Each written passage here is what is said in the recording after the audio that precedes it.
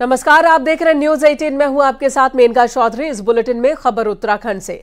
पिथौरागढ़ के लोगों का लंबा इंतजार खत्म होने वाला है। पिथौरागढ़ की हवाई सेवा का उद्घाटन कल होगा और 2 फरवरी से नियमित उड़ान की शुरुआत हो जाएगी। फ्लाई बिग एयरलाइंस का प्लेन नियमित तौर पर देहरादून के साथ ही पंतनगर के लिए भी यहां से उड़ान भरने की तैयारी में है।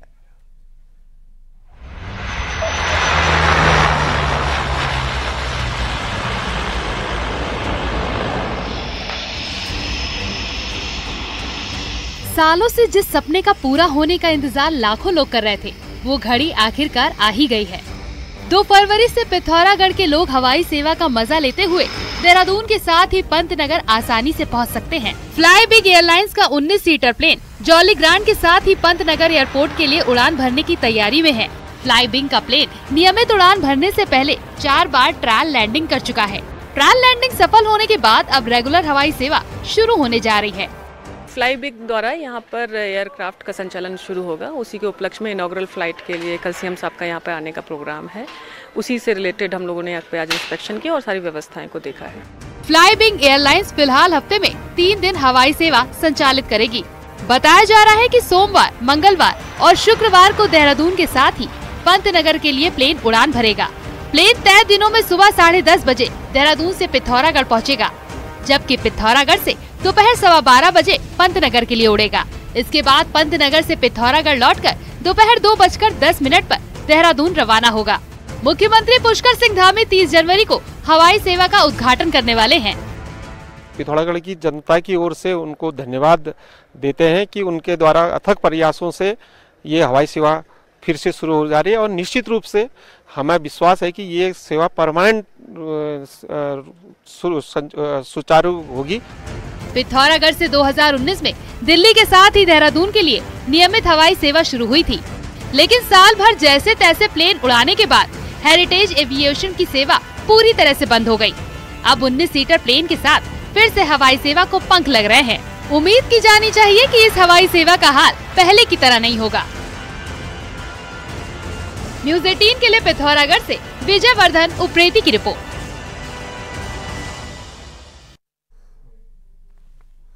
हरिद्वार से अयोध्या के लिए जाने वाली आस्था स्पेशल ट्रेन सोमवार को रवाना हुई। सीएम धामी ने खुद रेलवे स्टेशन पहुंचकर ट्रेन को हरी झंडी दिखाई। बरसों के इंतजार के बाद राम मंदिर दर्शन के लिए श्रद्धालुओं में गजब का उत्साह दिखा। हरिद्वार से करीब 1,500 राम भक्तों का ये जत्था अयोध्या के लिए रवाना हुआ। ट्रेन के रवाना होने से पहले विधिवत पूजा अर्चना की गई। सीएम धामी ने कहा कि आने वाले वक्त में राम मंदिर विश्व का आध्यात्मिक केंद्र बनेगा।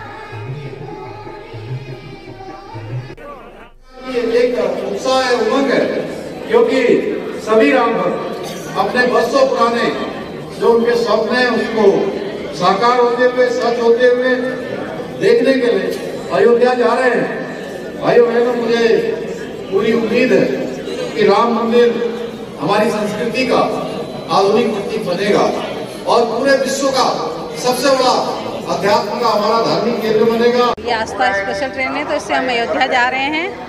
तो इसमें 1560 लोगों का है और खाना और नाश्ता, चाय सब मिलेगी। बहुत खुशी हो रही है। ये माननीय मोदी जी की उससे आस्था ट्रेन के माध्यम से हम अयोध्या जा रहे हैं और हमारे बहुत सारे साथी, जिसमें कम से कम 30-40 लोग हम हैं।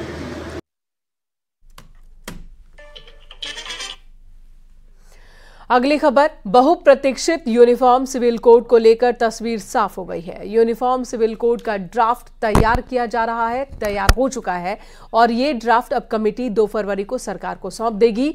पूरे देश की नजर उत्तराखंड और यूनिफॉर्म सिविल कोड पर टिक गई है। उन्होंने हमको बताया है कि 2 तारीख को वो हमको ड्राफ्ट दे देंगे और उनका ड्राफ्ट देने के बाद उसका आकलन करेंगे, उसको मंत्रिमंडल में लाएंगे। उसके बाद विधानसभा में जो विधेयक बनने की दिशा में, एक्ट बनने की दिशा में जो कार्रवाई होती है, उस कार्रवाई को हम आगे बढ़ाएंगे।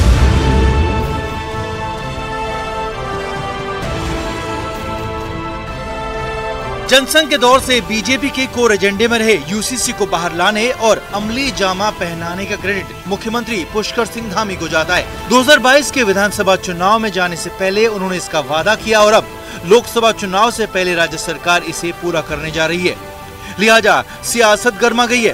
हालांकि सियासी दल फूंक फूंक कर प्रतिक्रिया दे रहे हैं। कांग्रेस मसौदा पढ़ने की बात कहती है तो समाजवादी पार्टी ने इसे चुनावी स्टंट करार दिया है। कई बार जो है कहते हैं कि ड्राफ्ट बन करके तैयार हो गया है और हम इस सत्र में इसको लाएंगे, इस सत्र में हम लाएंगे। लगातार तिथियां बढ़ रही है। 5 तारीख से सत्र शुरू है और यूसीसी का जो मसौदा है जब सदन के अंदर आएगा उसको पढ़ने के बाद हम कोई बात कह पाएंगे। ये जो अभी विधानसभा का सत्र बुला रहे हैं और उसमें लाने का तो है कि ला देंगे, लेकिन उसके बाद कहा है कि एक किसी कमेटी को चला जाएगा, सिलेक्ट कमेटी को चला जाएगा और ये केवल एक चुनावी माहौल बनाने के लिए, एक विशेष समुदाय को उसे डराने के लिए और एक विशेष समुदाय को खुश करने के लिए। बीजेपी का कहना है कि यूनिफॉर्म सिविल कोड जनता के हित में है। अगर कोई पार्टी यूसीसी का विरोध करती है तो बीजेपी या फिर सरकार का विरोध नहीं माना जाएगा, बल्कि ये उत्तराखंड की जनता की भावनाओं का विरोध माना जाएगा। तो उसका काहे का विरोध? भाई वो तो रिलेटेड टू पब्लिक है ना, पब्लिक को लेकर के हम कानून ला रहे हैं। तो पब्लिक, अगर वो हमारा विरोध थोड़ा करेंगे, वो तो पब्लिक का विरोध करेंगे। अगर आज कोई भी पार्टी यूसीसी का विरोध करती है तो वो उत्तराखंड के 1 करोड़ 30 लाख लोगों का विरोध करती है। यूनिफॉर्म सिविल कोड को लागू करने वाला उत्तराखंड पहला राज्य होगा और पहले मुख्यमंत्री होंगे पुष्कर सिंह धामी। लिहाजा यूसीसी के ड्राफ्ट पर और विधानसभा सेशन पर पूरे देश भर की नजर टिकी होंगी। देहरादून से न्यूज 18 के लिए सुनील नवप्रभात की रिपोर्ट।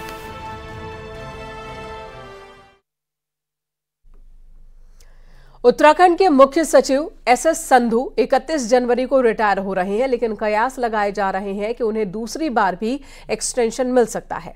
संधू अभी 6 महीने के एक्सटेंशन पर है। संधू को पीएमओ का पसंदीदा माना जाता है और उत्तराखंड में केंद्र की कई योजनाएं चल रही हैं जिन्हें संधू के कार्यकाल में अच्छी तरह से एग्जीक्यूट किया गया। लिहाजा माना जा रहा है कि संधू को एक और एक्सटेंशन 6 महीने का मिल सकता है। वहीं अगर संधू को एक्सटेंशन नहीं मिलता है तो फिर उनके बाद सीनियर आईएएस राधा रतूड़ी है। हालांकि राधा रतूड़ी का कार्यकाल भी 31 मार्च तक का ही है। राधा रतूड़ी मुख्य सचिव बनती हैं तब वो राज्य की पहली महिला मुख्य सचिव होंगी।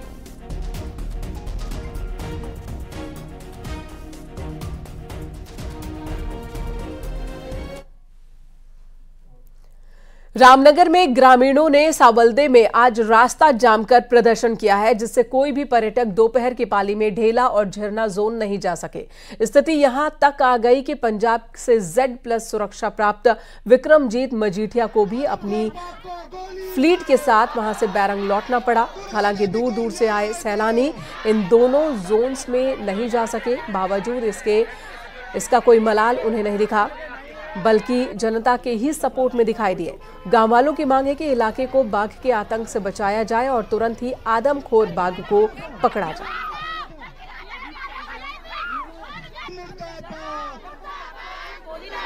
आदमखोर बाघ को गोली मारो, दुर्गा देवी को न्याय दो।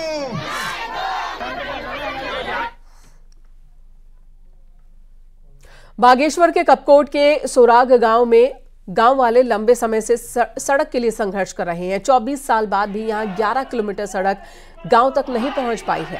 दरअसल साल 2000 में 11 किलोमीटर सड़क की मंजूरी मिली। 2 दशक के बाद आधी सड़क ही बन पाई। गांव को जोड़ने वाला 60 मीटर का पुल टेंडर होने के बाद भी अभी तक नहीं बन पाया। नाराज गांव वालों ने अब जिला मुख्यालय पर क्रमिक अनशन करने का फैसला किया है।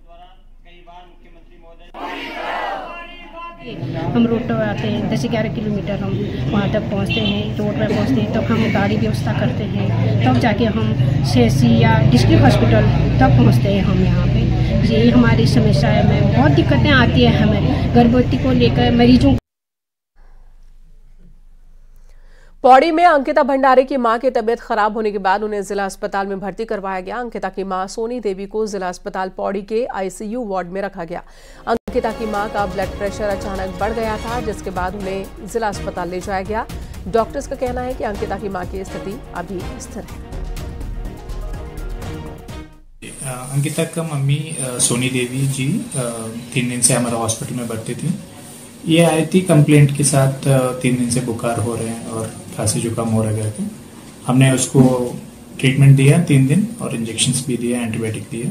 अभी फिलहाल ठीक है और खून की जांच भी किया, सब नॉर्मल आए।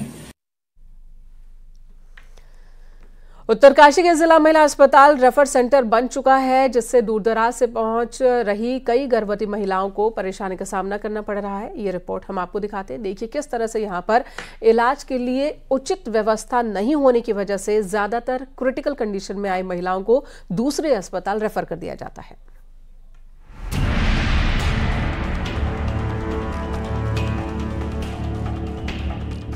उत्तरकाशी का जिला महिला अस्पताल मात्र रेफर सेंटर बनकर रह गया है। आंकड़े बताते हैं कि अक्टूबर में 17, नवंबर में 15 और दिसंबर में 29 गर्भवती महिलाओं को रेफर किया गया और 2024 जनवरी में 35 गर्भवती महिलाओं को अब तक रेफर किया जा चुका है, जिससे स्थानीय लोग पहाड़ की स्वास्थ्य सेवाओं पर सवाल खड़े कर रहे हैं। आज उत्तरकाशी के जो चिकित्सालय की जो दशा है वो दयनीय स्थिति में है कि दो गायनों यहाँ पे उत्तरकाशी जिला चिकित्सालय में है, लेकिन मौके पे जो है आज एक भी नहीं है। पता करने में पता चलता है कि दोनों के दोनों छुट्टी पे है। 50% महिलाएं जो है प्रसव के लिए जो है तो देहरादून जाना पड़ता है, या तो जो है आकाश में किसी की जो है रास्ते में भी जो है दुर्घटना बस जो है वो मृत्यु हो जाती है। ऐसे भी जो है कैसे जो है अभी हाल ही में जो है हुआ है। महिला अस्पताल में 2 स्त्री रोग विशेषज्ञ होने के बाद भी सुविधाओं के अभाव की बात लोग कर रहे हैं। हालांकि जिला अस्पताल के CMS व्यवस्था को सुधारने की बात कह रहे हैं। देख रहे हुए बाकी हमारे पास परिवार में 3 जो चिकित्सा अधिकारी हैं, इनके द्वारा जो देखा जा रहा है, तो इस प्रकार से सबको जो है बीच में मैं भी सबको मार्गदर्शन कर रहा हूँ और जल्दी जो है इसका कुछ जो है हो सकता है जल्दी हमारी गाइडलाइन भी वापस आ जाएगी तो समस्या जो है सुधर जाएगी। महिला अस्पताल में उत्तरकाशी के साथ टिहरी जिले के प्रतापनगर और लम्ब गांव क्षेत्र की गर्भवती महिलाएं भी प्रसव के लिए पहुंचती हैं। ऐसे में महिला अस्पताल की सुविधाओं को जल्द सुधारने की दरकार है। न्यूज़ 18 के लिए उत्तरकाशी से बलबीर परमार की रिपोर्ट।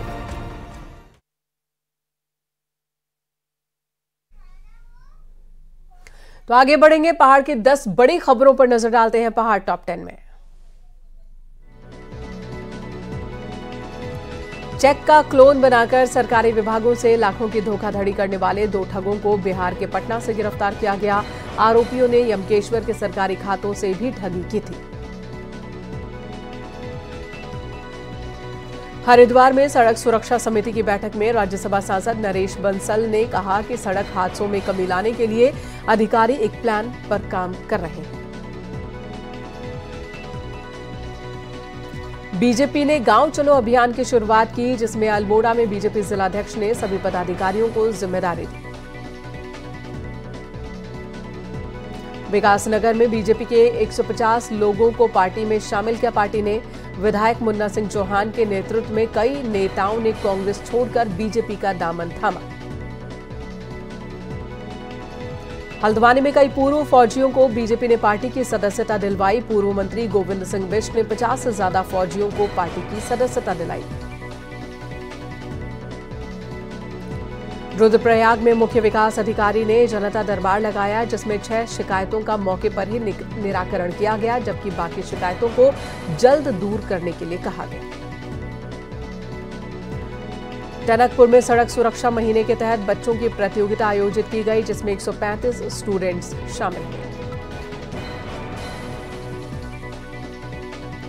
उत्तराखंड की केदार घाटी में बड़े बूढ़ों की याद में पितृ कूड़ा को पूजने की परंपरा पर मसूरी के प्रदीप भंडारी ने पितृ कूड़ा फिल्म बनाई है, जो आने वाले शुक्रवार को रिलीज होगी। बीजेपी मंगलवार को देहरादून में मीडिया वर्कशॉप का आयोजन कर रही है, जिसमें सोशल मीडिया का इस्तेमाल कैसे करना है इसके टिप्स दिए जाएंगे। देहरादून में डाउन सिंड्रोम, ऑटिज्म जैसी दिक्कतों के साथ जन्म लेने वाले बच्चों को किस तरह से पालन पोषण किया जाए, इसे लेकर स्पेक्स संस्था ने वर्कशॉप का आयोजन किया।